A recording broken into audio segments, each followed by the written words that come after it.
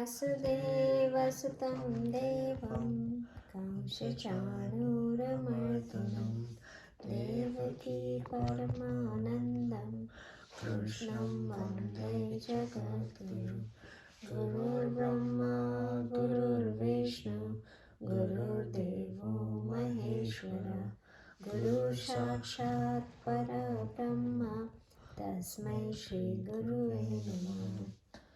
ॐ असतो मा सद्गमय तमसो मा ज्योतिर्गमय मृत्योर्मामृतं गमय। ॐ शान्ति शान्ति शान्तिः। ॐ सहना भवतु सहनौ भुनक्तु सह वीर्यं करवावहै तेजस्विनावधीतमस्तु मा विद्विषावहै। ॐ शान्ति शान्ति शान्तिः। ॐ पूर्णमदः पूर्णमिदं पूर्णात् पूर्णमुदच्यते पूर्णस्य पूर्णमादाय पूर्णमेवावशिष्यते। Okay, so okay, we will so we are doing chapter 4, right? And we left last time at shlok number 18, right? So before 18 came, Krishna Bhagavan gave a background what he's going to be teaching, right? In 18 slok, which we talked about it last time, that it is a very paradoxical slok, which is hard. So we're going to revise that slok so we can understand what Krishna Bhagavan was saying, right? Action in inaction and inaction in action. So it was like a kind of slok where we couldn't understand by the words of it. We need to find the implied meaning of the shlok, right? So we're gonna do shlok number, pretty sure number, yeah. So don't worry about it, that's okay. That's fine. Okay, let's start with reciting the shlok number 18. Okay? So can you guys open shlok number 18? Chapter 4, shlok 18.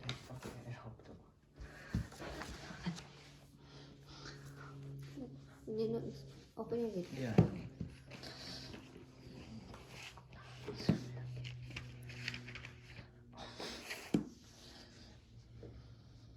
You want to sing, Krishna? Louder. Karmanya karmaya pashyed. Karmanya karmaya pashyed. Akarmani cha karmaya. Akarmani cha karmaya. Sabuddhiman manushyesu. Sabuddhiman manusheshu. Sayukta krishna karma krit. Sayukta krishna karma krit. Together. Karmaya pashyed. Akarmani cha karmaya. Sabuddhiman manusheshu. Sayukta krishna karma krit. Okay. So what he is saying, that he who understands, that he who knows that there is inaction in action and action in inaction, is the wise man, is a yogi and doer of all the action. Now, he is talking about 3 things in this shlok. So remember that. He's saying in action, and then action in inaction. And then he's saying this person who understands this is wise, yogi, and doer of all the action. Now just reading that, it feels very confusing, right? We cannot understand what he is trying to say. Action in inaction, action non-action. It's all talking about actions, right? So let's take one thing at a time and understand. But before we start this shlok, we have to go back and revise a little bit of our one thing that we understood in chapter 2. You remember this chapter, chapter 4 is, chapter 2 was Gyan, knowledge about ourselves, right? Chapter 3 was Karma Yoga. Now what in chapter 4 he's trying to do is, he's putting our Gyan that we got, that what are we, and then chapter 3 Karma Yoga, and it's going to put together what are we plus Karma Yoga. So what should we be doing? What action we should be doing in everyday life, right? Day-to-day life. That's what this whole chapter is about. Putting chapter 2 and chapter 3 together, right? So now we need to just go back a little bit and revise the chapter 2. If you remember that in chapter 2 there was the whole definition of what are we, right? I think probably everybody now in this class would know what are we in real, right? What is the reality that we are? What are we? What our real self is? Yes, Anne? The soul. The soul, right? The consciousness, the Atma, the soul. That's what we are, right? Now, we have defined that in different philosophies, right? We talk about, you remember we talk about 5 sheets, right? We go from the exterior to interior of our body. We went from that we are the body, Annamaya Kosha. Then we went next step, Pranamaya Kosha. Then we went to next step, which was Manomaya Kosha, Vijnanamaya Kosha, and Anandmaya Kosha, and we reached to the level of consciousness, right? We studied that. Then if you remember, we talk about in Mandukya Upanishad what 3 stages that we always live in. We live in a dreamer, a deep sleeper, and a waker, right? So Mandukya Upanishad explain all that 3 stages of our life, right? But in all through that, there's a consciousness that stays there, right? It's not just the walker, the waker, the dreamer, and the deep sleeper is the person itself. Like it's the body, it's mind, it's intellect. Then it's only the mind and mind, intellect, and consciousness. And then there is a only consciousness that stays in the deep sleep, right? So that's a consciousness that illuminate everything. So as a sonal, I am dressed up as a sonal when I am waker, right? I'm dressed up as a dreamer where I have a whole different world, right? Whole different world that I create by myself in my dream, which is also I'm dressed up. The dreamer is dressed up, the consciousness, right? The consciousness is dressed up as a dreamer. Then as a deep sleeper also the consciousness is dressed up as a deep sleeper, right? So in through and through, it's only consciousness. So we know that our self is consciousness, right? So we need to remember what is our self and what is not self, right? So we know that differentiation very well, what is self and what is not self. So what is self? First he says Atma, soul is self, right? I can put Atma, soul, consciousness, whatever you want to say. Not self is Anatma. Anatma means body, mind, and intellect.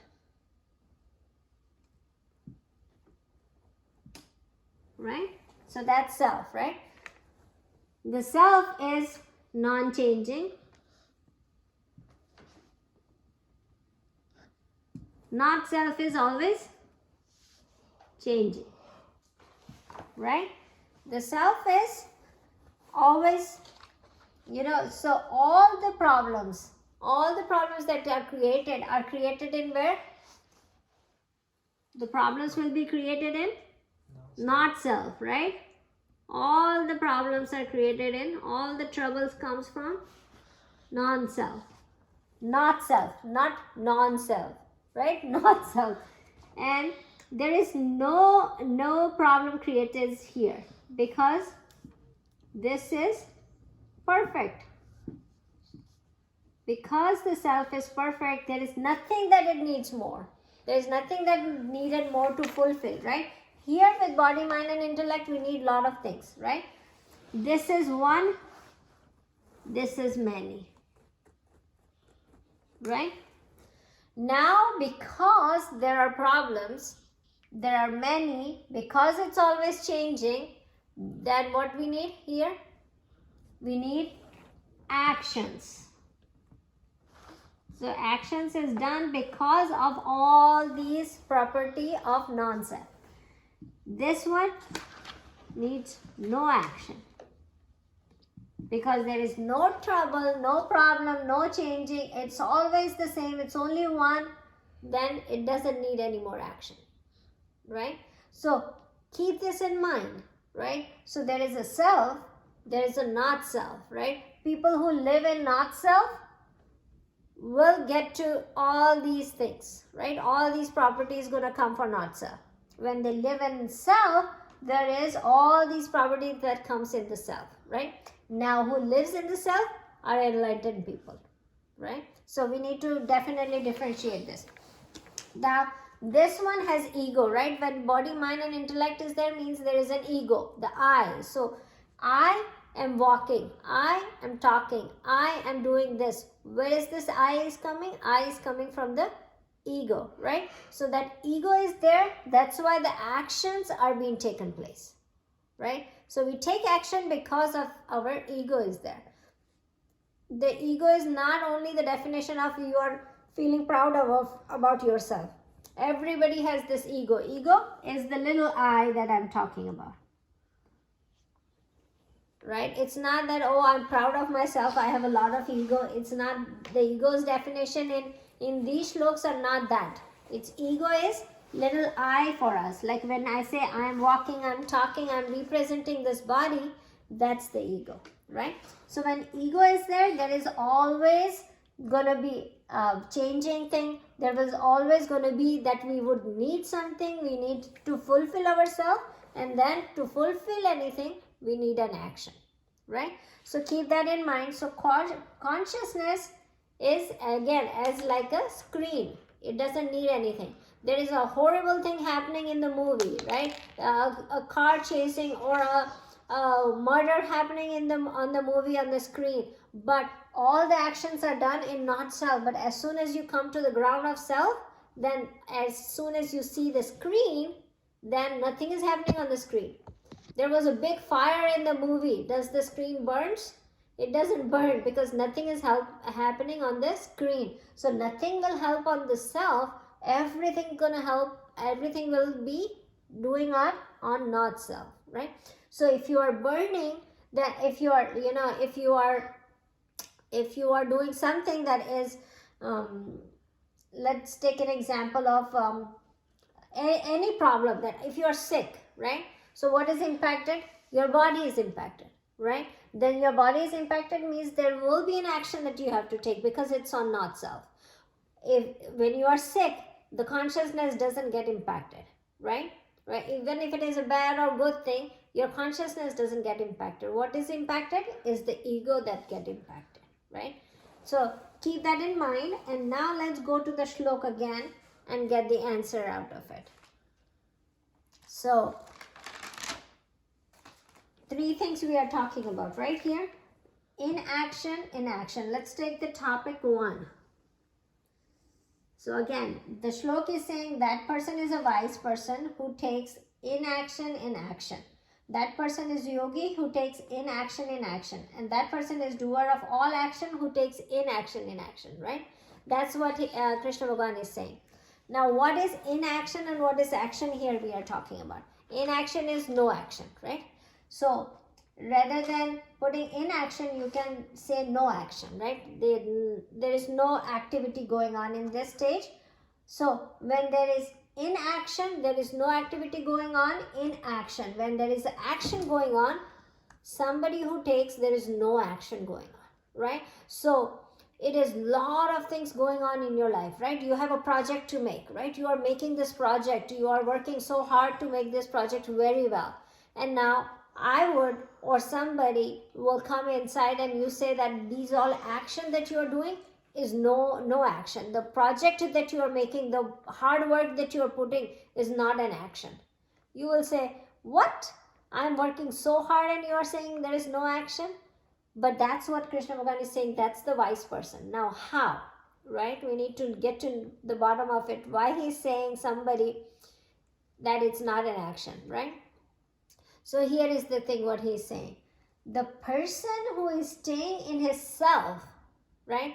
That he's saying that I'm doing so much action, but it's not me, my real self, doing the action. Who is doing the action? The ego, the little I is doing the action, not me. So he already, the person is wise because he differentiated himself as a self, and he has differentiated not self and self. So when the person has differentiated this, what he will say? Okay, all the actions are happening in my not self. So myself, which is consciousness, none of the action is taking place in that. Right? So in this midst of the project that I'm doing, right? I'm making this project ready, but in midst of this intense action that's happening for preparing of this project, what's happening? My consciousness is not impacted. It's only my mind, my body and my intellect is doing the action. I'm not doing the action, right? My real self is not doing the action. So if a person take it that way, that person is wise, right? You got it? So why is he saying that action is happening, right? God is saying action is happening, but I am taking that action is no action. Why? Because my real self is not getting impacted by that action. So keeping the calmness, in eternal calmness in midst of intense action, that person is wise, right? So what does it mean? Like for us at this moment, right? We are not enlightened. We don't know about it. We don't know what, how to realize the self and stay with it, right? But we have the knowledge, but we are not experiencing it right now, right? So at this point, as a student, what I am doing, like there are so many things I have to do, right? Either I can get agitated thinking about, I'm doing it, my little ego, I have to do this, I have to do that, I have to do that, and I'm gonna be crazy, and this is what I have to do. It's so much homework, so much projects, you're gonna keep bothering yourself by doing that. Or what you can do is stay calm in that intense action, right? And how do you calm? You calm yourself so you can think better, right? So that's the main important thing we need to learn is a wise person can see action. There are a lot of action going on, but it's not bothering them at all, right? So that's the first thing Krishna Bhagavan is talking about here. Now, I want you to take this as 3 level, right? This first point, take it as 3 levels of action. Let's talk about that. The 3 levels are 1, self. At the level of self, I don't know if you guys can see it. Second, at the level of mind. And third, at the level of body. At the level of self, there is no action because, again, self, your pure consciousness, is not doing any action, right? They don't do, the fuel doesn't move the car, run the car at the high speed, right? The fuel does initiate, without fuel you cannot run the car, but it doesn't matter what action you takes place in the car, right? At the screen, the movie, whatever movie is it, today movie is going on with Spider-Man movie is going on, who is jumping here and there, and tomorrow a Wakanda movie is going on, and here is the other, Black Panther is going on. The movies are different, the screen stays the same, right? So the self doesn't got impacted with either Spider-Man jumping here and there or Wakanda doing any actions. It doesn't matter to the screen, right? The same way at the point, at the level of self, there is no action, right? So level of the self, no action. At level of mind, right? For at the level of mind, let's talk about, this is enlightened person and unenlightened person I'm talking about. So level of self, if it is enlightened person, no action. But if it is enlightened person, for him self is this body mind. So all the actions are happening to the self here, right? So let me make it a little bit more clearer here so you can.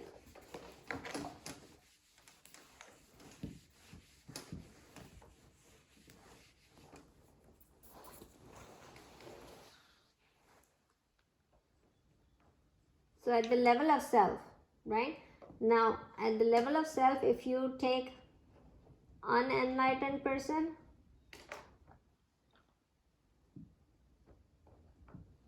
and enlightened person.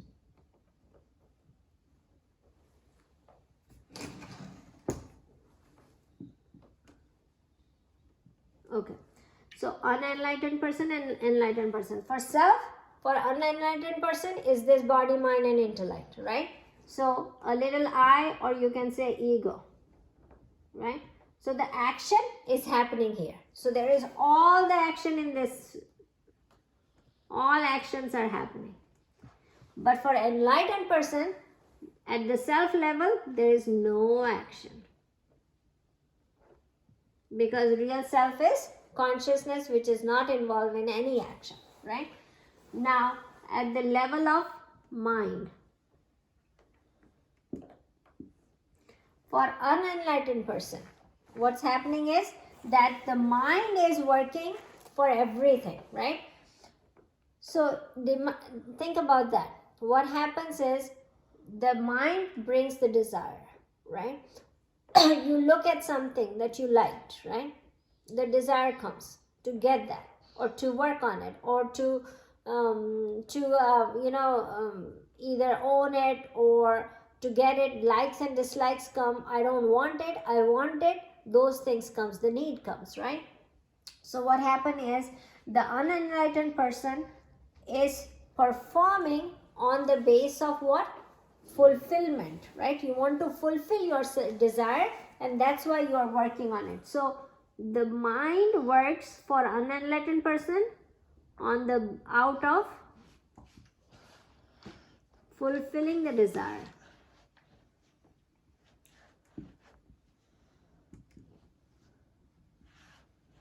right? So that's how the mind take action. Because I want this, I have this something that is missing in me, right? And that's what we look for things. Oh, if I get good grades, I might be fulfilled, I might be happy, I will not need anything. If I get money, if I get this car, or if I get this clothes, or if I get this toy, or this game, or if I get this girl or this boy to get married, something like that, your mind will work to fulfill your desire, right? For an unenlightened person. Enlightened person, the mind doesn't do an action out of the fulfillment, but because why? Because they are already fulfilled. The consciousness is fulfilled. They don't need, they are Purnam, right? They are Purnam. So everything is Purnam for them. They are already fulfilled, right? So enlightened person are fulfilled. Now they don't need anything. So what action they take place? They take place for the purpose of? God. Huh? God. They take action for purpose of something like Krishna Bhagwan. Krishna Bhagwan take action for welfare of others, right? So like Krishna Bhagwan, welfare of others. Buddha out of compassion, right? Buddha took action, all the action out of compassion. If you see Jesus take all the action out of love. So they too, for certain purpose of their action, would be not fulfilling their own desire, but it will be for out of compassion, out of welfare of others, out of love. That's how their mind will work to take an action, right? You got it? It's not out of fulfillment of their desire, right? And then at the body level, at the physical level, I think both have actions. Enlightened person also have action, and unenlightened person also have action here at the body level. You have to keep up with the body, right? You eat food, you walk, you talk, you go, you come, you see, you dance. All these things will keep coming for both an enlightened person and enlightened person. So all three level of their actions are different for enlightened and unenlightened person. The only thing is at the body level, they both work similar, right? Because they both use their body to do the same things. You cannot say, oh, I got enlightenment, my body should work differently. I should have wings to fly and I should do some magical stuff. That doesn't happen, right?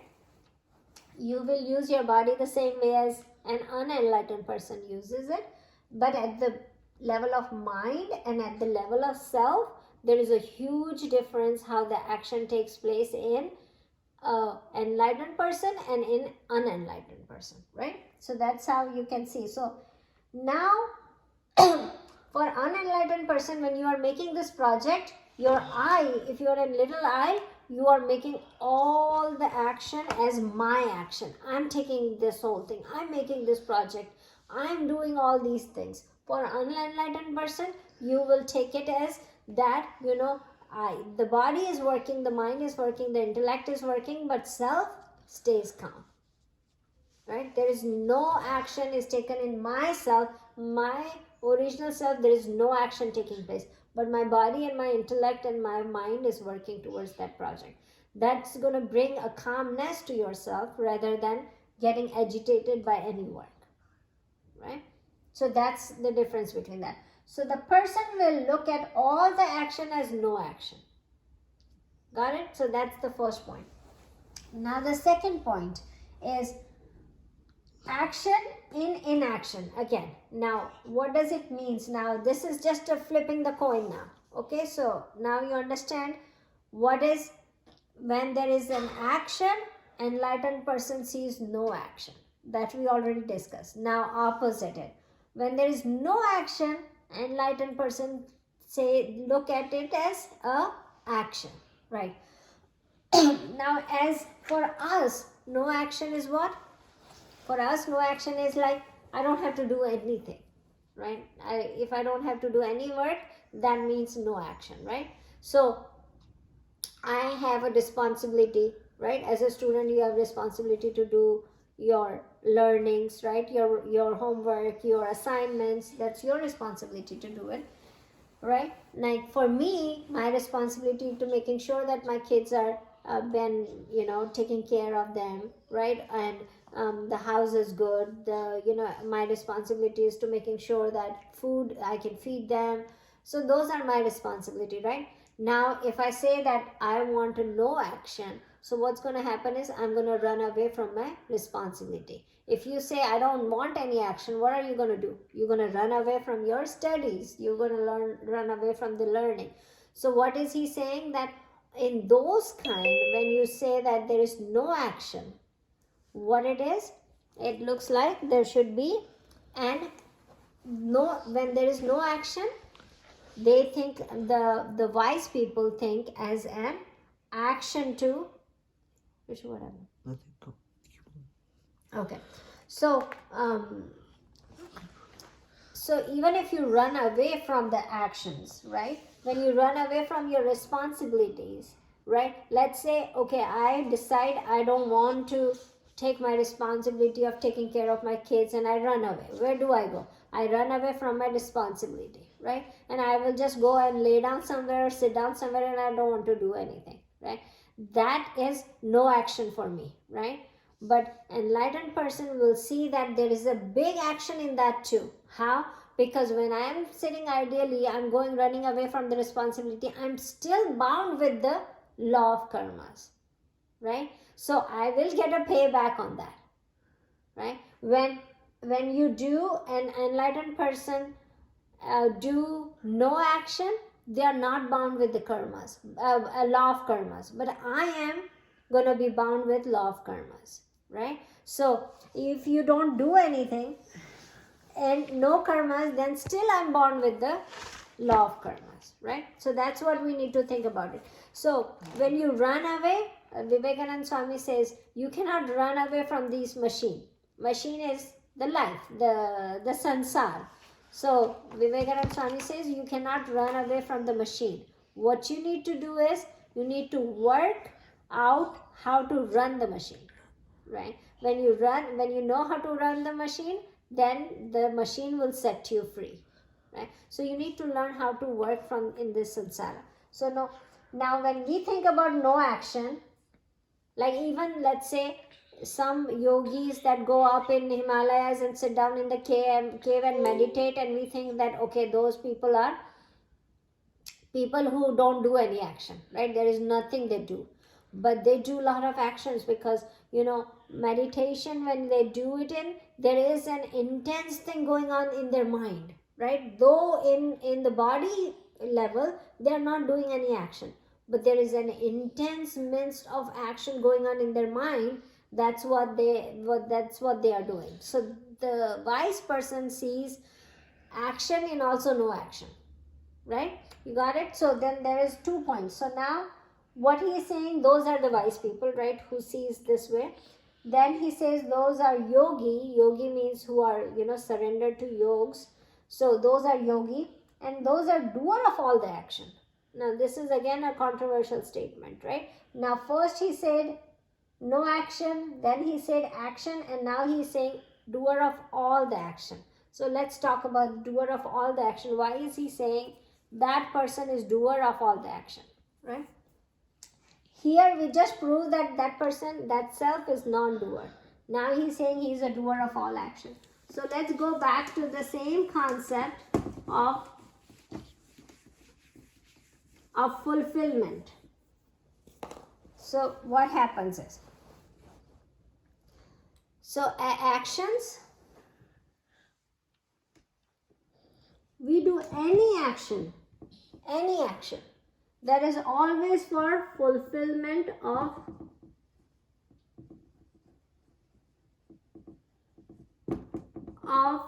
certain desire, any desire.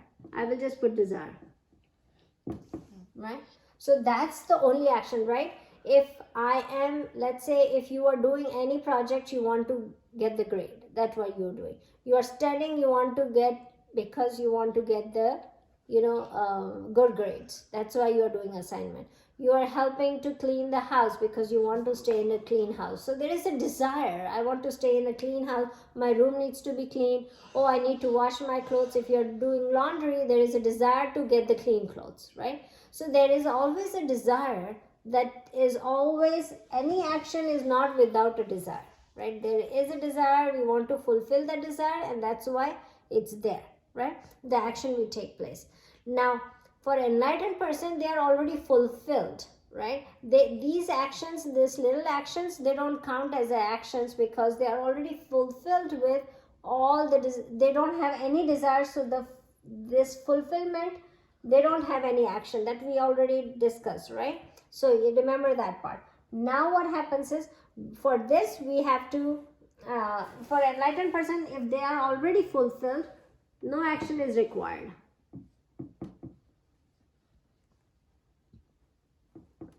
They are already fulfilled, right?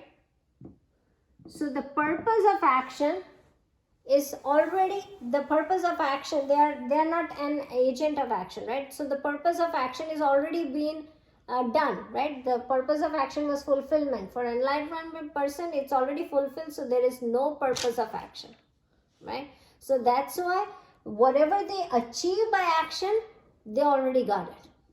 Whatever a normal person achieve by action, they already got it, right? So that's why they are the doer of all the actions, means they already got everything. They're already fulfilled, right? So that's why they're said as doer of all the actions, because the results of all the actions are given to them because they're already fulfilled, right? Got it? So that's why Krishna Bhagavan said the whole slok as, the person is a wise person, is a yogi, is a doer of all the action, who sees what? Inaction in action, and action in inaction, right? So you got the answer to this whole slok. It's a little bit complicated slok, but take one line and understand that, right? Now what was it, the last thing? Okay, so Krish, you got that part, the fulfillment. Okay. So now what happens is, when Krishna Bhagavan explained this, right, we need to understand, and I'm sure Arjun had this question which Krishna Bhagavan already answered in the next slok without Arjun asking it, but I'm sure that our question comes that, so is the enlightened person even work or do any action, or they just sit down and do nothing, right? So that question comes to all of us when it's saying that they are no action. So what do they do? Who motivates them to do any action? If there is no fulfillment, what motivates them? How they do the action, right? So that question comes, which Krishna Bhagavan already answered in slok number 19. So let's read slok number 19.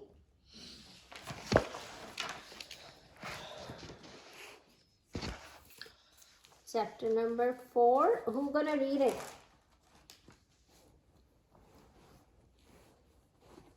Anybody from here can read? Who wants to do? Sunny, you want to do? Sasha, you want to do?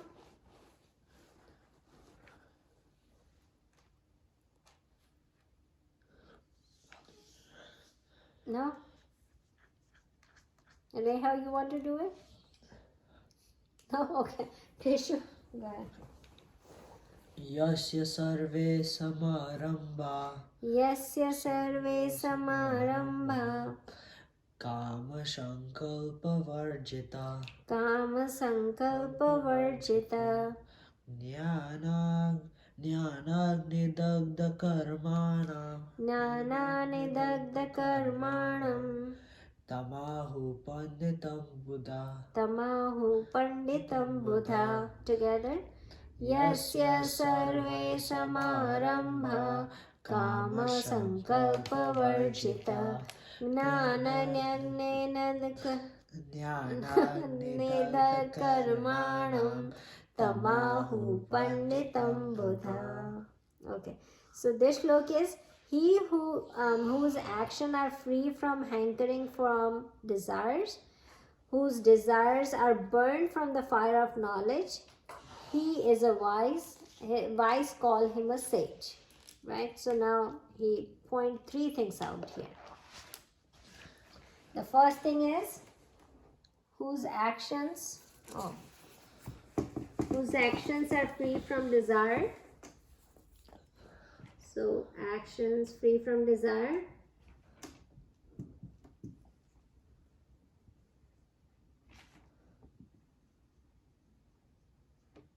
Actions free from desire. Then the second point is, whose desires are burned. So now how is the action free from desire? Because desires are burned in fire of knowledge.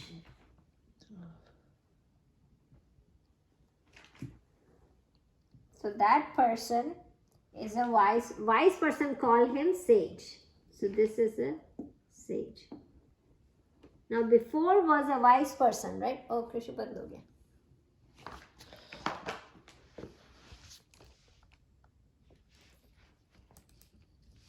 Yeah.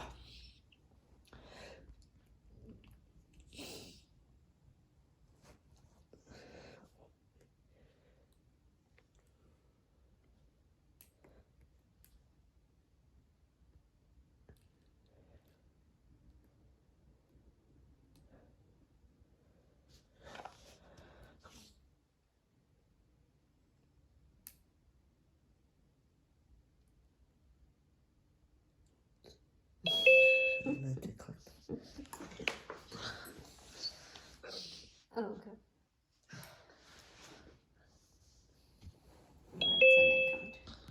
That's an account. Okay. So action who do action free from desire and desire burned in the fire of knowledge is a sage. That's what wise people call. Before, the person who takes action in inaction and inaction in action is a wise person. Now these wise people call this person as a sage, right? So remember that there are 2 criteria of that. One, we should go from the second line. It says knowledge is burned, by the knowledge desires are burned And then the actions that they take is free from desire. Those people are sage, right? So there should be no desire when you take the action. So the question, first of all, we need to see that whether even these enlightened people who are sage now in this slok, do they even do any action? Do they take any action, right? So how do they take any action, or how are they, how are they motivated to do action, right? So those two things we need to think about it when we are talking about this, right? So now first thing, all the action we already see comes from desire, right? It could be personal desire, it could be selfish desire, it could be unselfish desire, but all the action comes from a desire, right? So if you look at them, there is a need, right? Need, then you do action on that need to fulfill, and then the need is fulfilled. Now the need comes from because you feel unfulfilled, the need comes, and this unfulfillment comes from this unfulfillment feeling comes from where? I'm unfulfilled. That feelings come from? No. Desire. It's unfulfillment feeling comes from desire. Kind of, but it comes from more about, I would say desire is here. Need. Oh, okay. Needs is kind of desire. You can put desire here Okay. rather than it. So unfulfillment of our feeling, when we feel like we are not Body, mind, and it comes from senses. Senses. you are saying real body, mind, intellect, because of ignorance of our real self, right? We take it. So, let's see what it says. Ignorance of our real self. We don't know. So we think we are body, mind, and intellect, right? That's an ignorance of our real self. We don't know our real self. So unfulfillment feelings come. Unfulfillment feelings converted into desire. Desire asks us to do an action, and then we feel fulfilled after finishing that, right? I want to eat, I want to do something that's gonna help me finish like my desire. I want a really pretty house, right? So I think without that pretty house, I'm not happy, right? So what I'm thinking is my mind, my body, intellect is not happy, right? I want my unfulfillment feeling is coming from not having a pretty house. The desire comes, I will take all the action to buy that pretty house, to get that pretty house, and then when that pretty house comes, I am fulfilled, right? So that's how the whole thing goes. Now, and we all know by now that pretty house is not going to give me the permanent happiness, right? There will be something else that's going to come, right? That, oh, I have a pretty house, now I need a pretty furniture to furnish it. Now I need pretty curtains to furnish it, right? So there will be, it's going to keep going again to this one, and it's going to keep coming this way, and it's going to keep going that way. So there will be not permanent fulfillment that I will feel with any of these desires, yeah?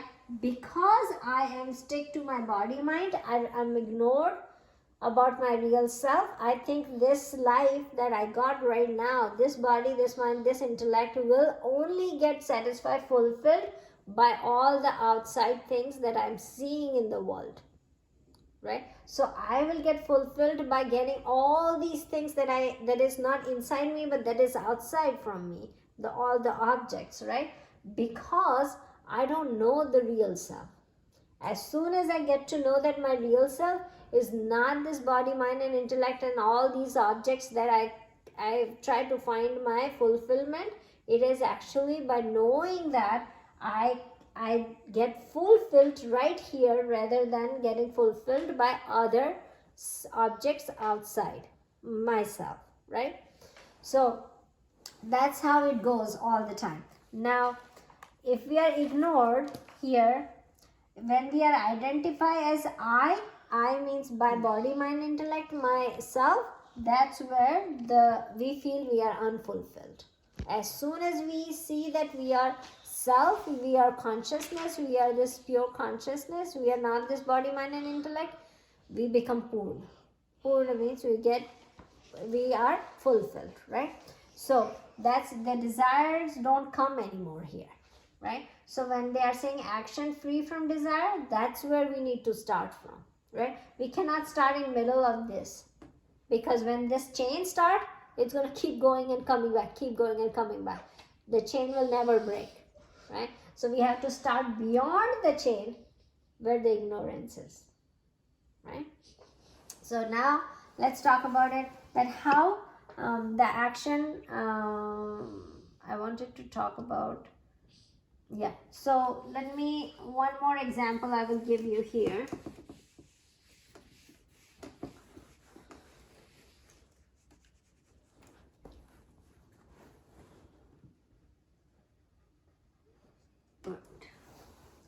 Okay, so now let's say action continues. So for an enlightened person, well, again, let's differentiate between how does the things go place, right? So the action is, this is, they always, unenlightened person always feel like they are unfulfilled. An enlightened person is always fulfilled, right? As I mentioned before, right? They act in contentment, and they act in discontentment.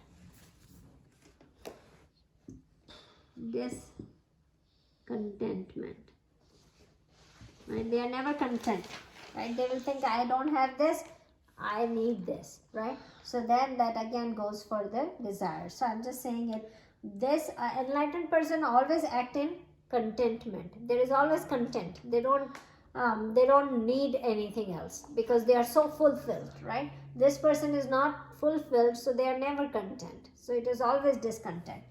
They are actions are not out of, they are satisfied, right? Satisfied, content, they are dissatisfied all the time, right? Then they are their action is not out of desire,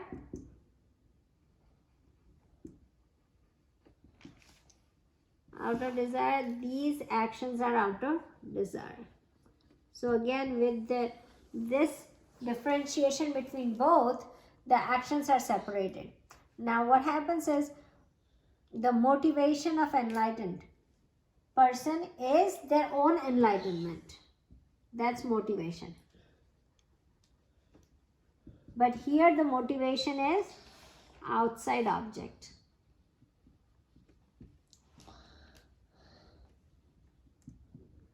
Right? So motivation of action is outside object. Here motivation of action is more about welfare of others, as I mentioned, right? The happiness of others, out of love, out of compassion. That's how the action comes in enlightened person. So, the oneness, that brings the motivation. When the enlightened person sees everybody as Brahman, what happens? Right? Then you and me are not separate, right? If I do something for me, I will do it for you too, right? Because you and me are not separated now, right? So when people get money, what they do, like if I am getting a lot of money, then I will give it to somebody else too, because if he is hungry and I'm not hungry, but me and him are same consciousness, how can I see that person hungry? So compassion comes itself, right?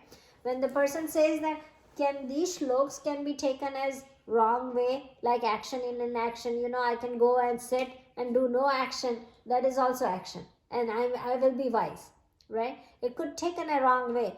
But a person who is enlightened, how can he take a wrong way? Because what he is seeing, all morality starts here. What is he seeing? He's seeing everybody as Brahman. You and me are same. It's oneness. When this oneness come, how can you see other person suffer? You cannot. So that act of compassion come by itself. Nobody can take this as a wrong way, right? If they are enlightened, if they are on path of spirituality, they cannot take it as a wrong way, right?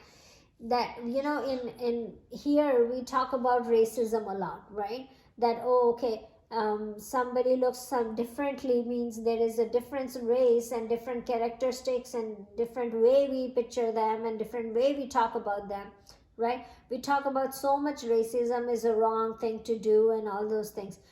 As soon as we get this oneness, would you think a person will think that, oh no, this person is from a different race, I cannot help this person out?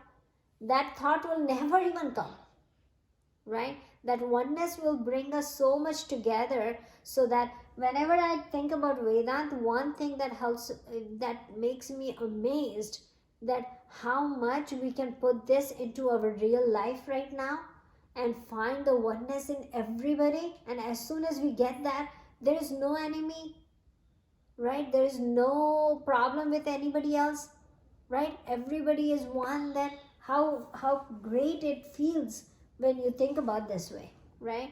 There is no problem, right? If nobody will be hungry, nobody will be with any problem, because if you are suffering, I'm suffering, because you and me are one.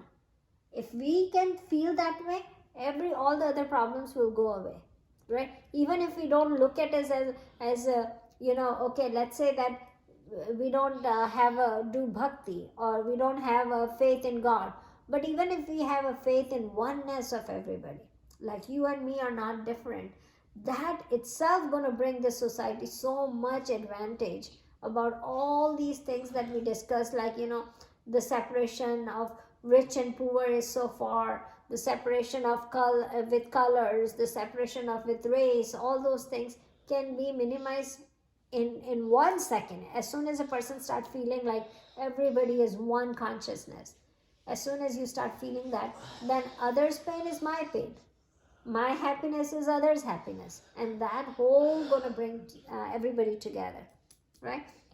So when we talk about this, that's how the action of enlightened person goes, and that how the actions of unenlightened person goes, right? Then unenlightened person, the action comes out of unfulfillment, discontent, dissatisfaction, desires come, and that all about outside object. For enlightened person, everything is opposite, right? So what do? Do they even work, right? So yes, the answer is yes. Do they even take any action? Yes, enlightened people also take a lot of action, right? So let's talk about that. There are 3 kind of different actions that they take usually, right? One, the first one, they will continue doing what they were doing, right? If they are a responsible person, if they are housewife, or if they are like, taking care of their kids, they're going to continue taking care of their kids, right? They will not come and say, oh, I'm enlightened, now I'm not going to cook for you guys. That's not going to happen, right? So if somebody is enlightened, they either going to do one thing, continue doing what they are doing, right? There is a big example of a recent saint, which in I think 1880, I think from 1880 to 1970 something, he was there. Nisargadatta. He was a guy who used to move to Mumbai, and for his family, and he used to make cigarettes. Like, the Indian cigarettes, they are more harmful than the regular cigarettes here. He used to make that, and he got a guru, and he left everything, and he went to Himalayas to get the knowledge. And when he get this knowledge, he realized, after getting all the knowledge of Brahman, he realizes that oh, what? If Brahman is everywhere, he was in the slum of Bombay, right? Very poor place. So he came out of there and he said, in Himalaya I'm looking for peace. If I'm looking for peace here and is Brahman everything, then how can I don't have a peace in that slum of Bombay, right? What's wrong in there? So he came back, he continued doing his thing, what he was doing till he died. But then everybody saw that enlightened person, and even people used to come to get initiation. They used to get it in that slum area where they used to go to meet to see him, and he was an enlightened person, right? So they continue doing what they were doing, but now the things change, how they take action and how they used to take action, right? If a housewife get enlightened, what she will do is, like, the food that she's cooking, she's going to be cooking that thinking about not that I have work to do and I have to cook for my kids or I have to maintain this house. What they're going to do is they're going to do it for the worship of God, right? As you worship with the flower in the temple, right, to God, the same worship in the hospital the doctors will do, right? If they get enlightened, they will do the same worship to God in hospital, or nurses will do, or pharmacists will do, right? Or if you get enlightened, you can do on pen and paper, you start teaching to other people, right? So there are so many things that enlightened people keep doing after getting enlightened, right? So they either keep doing what they were doing, right, or they start doing something very different that will be in help of others, welfare of others. So they start doing something else, right, which could be teaching, which could be knowing everything about everything and then teaching everybody, or they could start a welfare society, organization or something. So they will start doing something that's going to be helpful for others. Or the third thing, they become monk, or they go and do meditation or do wandering saint or something. They become like that. So even after enlightenment, it's not that they stop doing everything. They still keep doing things that the regular life does, right? Now, Shankaracharya said that, even with the enlightened people, I will say that Shankaracharya mentioned in one of the shlokas, na dharmo na artho na kamo na moksha, chidananda rupa shivoham shivoham. So what he is trying to say that enlightened person, as an enlightened person, I don't need dharma. Dharma means the right actions. I don't want to do the right action. Na artho means I don't want the wealth. Artho. Na kamo, I don't want any pleasurable things to do, right? And I don't want moksha. Even I am not desire of getting moksha. There is no desire of getting enlightenment also, because Sivoham Shivoham, I'm the consciousness itself, right? So I don't want anything. I have no desire to get even moksha. Enlightenment, I don't want it because I already got it, right? So after enlightenment, they don't need anything else. That's what he is talking about. So now what happens is, when the action is needed, they are doing action, but then again what? It's not connected with the desire. It's free from the desire. So enlightened people do it, but everything is free from desire. And what it is, the desire is burned by the fire of knowledge. So as soon as you remember I put ignorance and then unfulfillment. So that ignorance is dropped. As soon as that ignorance is dropped by knowledge, everything else is burnt, right? Like, what happens is, the beans, you roast the beans, right? When you roast the beans, what happened? They never sprout again, right? So the beans are sprouted when they are not roasted. They look alike. The roasted beans looks like the regular beans, but when you roast them, they don't sprout. So then what happened is, for enlightened people, they are already now got the knowledge, so they don't sprout anymore. So means they don't get another birth again, because on the base of the karma, law of karma, they don't get the birth. For regular people, we get the birth again. Why? Because there are karmas that we did, there is an imbalance in karma, and we get to born again, right? It has been said that when the enlightened person got enlightened today, right, the accumulated karma burns off, right?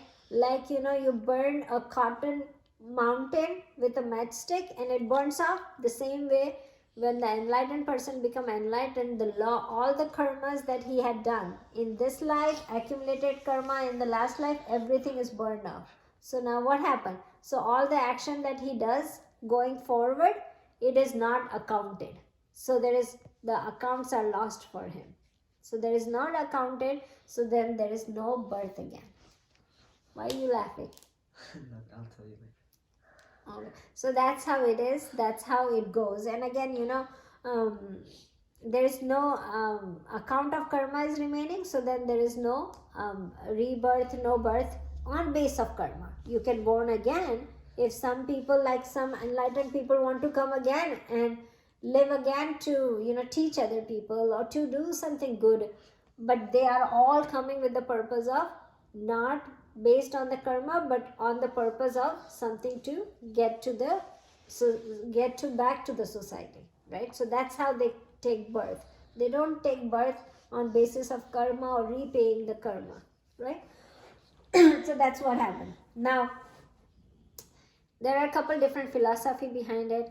In Hindu religion, we actually also said that in definitely in Veda itself is written that if you really want something, right? If you really want something that you desire, now this is talking about the worldly life, right? Worldly desires, go serve an enlightened person, right? What does that mean? If you want something that you desire, go serve the enlightened person, you will get what you desire, right?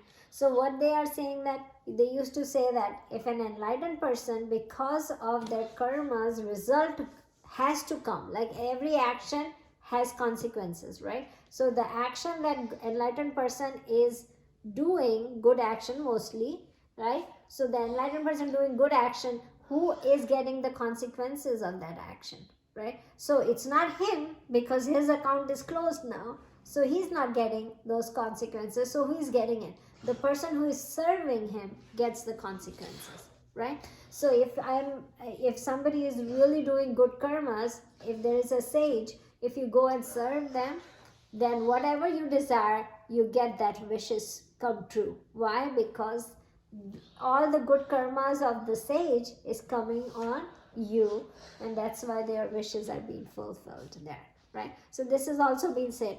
There was a woman who, it's a story, who used to give food to all the sages. Whoever come to her house, she used to give the food or the money to the sages, whoever was coming, like wandering saint who used to come.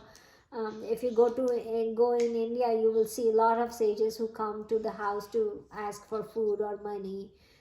And this woman used to give it. Every sage who comes to her house, she used to give it. The husband didn't like that. So the husband says that, why do you give money to these sages? So she said, you know what? If they are enlightened, they are enlightened people. And when we save them, we serve them, we get good wishes too. We get blessings. So I always give it because we get blessing if the person is enlightened, and I get the wishes from the sage. So husband says, how do you know that that person is enlightened, right? It could be a fake saint also. It could be a fake person also. How do you know that this person is enlightened? So the wife says that, okay, if it is enlightened, I get the wishes, right? If that person is not enlightened, what's going to happen is, in next life, I will get this person as a bullock in my field who's going to work for me, right? So what does that mean? It's just that, she is trying to say that if it is enlightened person, then I get the blessing. And I get the blessing of his good karmas. If it is not a good person, what's going to happen is, the law of karma will hit him and me, and I will get the privilege of feeding him or giving him money that I gave it to him. So kind of this thing that is in our Hindu religion, that they always serve the people who are who comes and who are enlightened people. If you serve them, you get best wishes from them, right? Blessings from them. So that's what happens. So now Ramakrishna Paramahansa said that always take for enlightened people, think about that the rope that is burnt, right? The karma is like rope that is burnt.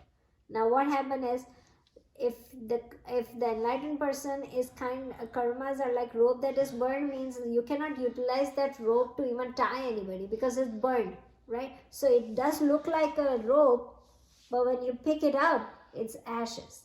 So that the karmas doesn't go with that enlightened person. It's all blocked, right? The account is closed for them. So that's how it goes. So this is what he is trying to say here, that all the desires are burned in the fire of knowledge. So there is no desire. So all the action that enlightened person does is out of law of karma.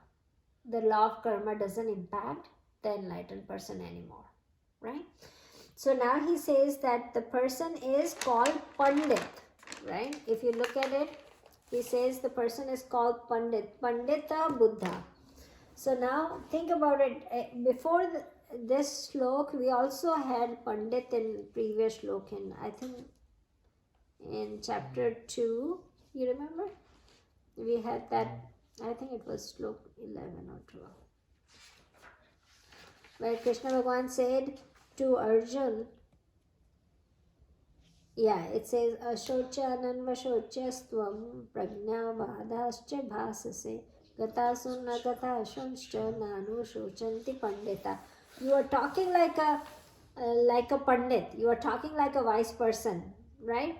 Like he was saying that, oh, I'm grieving, I cannot do it. So he said, you speak like a learned person, a wise person, but you are grieving up for no use. That's what he said in chapter number 2. Now the pandit, he is giving the answer. Who is the pandit? The pandit whose actions are free from desire burned by fire of knowledge. That person is pandit, right? Now he is explaining the pandit what he says, that you were talking like a pandit, but you are not. Now he is explaining what pandit means in this slok, right? So now in India, pandit word is actually being misused a lot, right? Panda, all that words were used for a temple priest, right? And now the word is very much related to people who do puja and ask for money, right? They are very money oriented. They do puja for somebody, but then they ask for give the money, and they are more dedicated to get the money than to do the pujas, right? So that's how the word is being used more, like has been spoiled. But the meaning of the word was in Sanskrit, in Vedas, the meaning of the word is really highly privileged, right? So the Pandit is the person who has a flash of enlightenment that I am Brahman, and also they see all everywhere Brahman. That's the person is known as Pandit, right? But sometimes we say, okay, call Pandit from the temple, but that Pandit is not with the realization. He is not enlightened. But in Vedas, Pandit word is only used for people who were enlightened. They know their real self, but they also know that the whole world is nothing other than Brahman. So they have that realization. That's the Pandit. Now he is saying that the Pandit is, that person is the Pandit who has these two things, right? So that's how this slok was described. Again, these two sloks are very important sloks. There is another slok that's going to come at the end of this whole series of sloks that he is talking about the action, where he gonna, where he 24th slok will be the finale of the slok of this, where he is saying what to do after you get enlightened, right? What people do when they get enlightened. So he's merging that thing, what day-to-day action we need to take, right? So we will start from slok 20 next time. So 19 is this, and then we will start the next slok 20 for next Sunday. Another thing I wanted to tell you guys, there is a Gita Jayanti on December 3rd. We will have a class on December 4th, if I'm not wrong. Do you have my phone? Yeah. Can you check the dates? I mean, our classes would be the same day, right? Why? I think is Gita Jayanti on a Saturday or Sunday? Saturday. Okay, yeah. Okay. Yeah, Gita Jayanti is on 3rd and our class is on December 4th. So we have 2 weeks. Now I want to give you an assignment, guys. If you can do this assignment, which we can actually recite on December 4th. What I want you to do is, I want you to look at chapter 12. And I want you to memorize the first 5 slokas of chapter 12. Memorize means it's not going to take a lot, because if you read them every day from now till 14 day, you will be ready to memorize it, right? So the first 5 slokas of chapter 12, we're gonna do it on Gita Jayanti. I want you guys to start memorizing from today. So make sure every morning do 5 slokas and every evening do these 5 slokas and try to memorize it. Okay? So again, what chapter it is? Chapter? Krish, what chapter? 12. Slokas 1 to 5, chapter 12. And we all want to achieve this by December 4th. So remember that, okay? Okay, let's close it. Vasudeva Sutam Devam Kamsachanuramardanam Devaki Paramanandam Krishnam Vande Jagadguru Gurur Brahma Gurur Vishnu Gurur Devo Maheshwara Guru Sakshat Parabrahma Tasmai Shri Gurave Namah. Krishna Arpanamastu. Okay guys, thank you.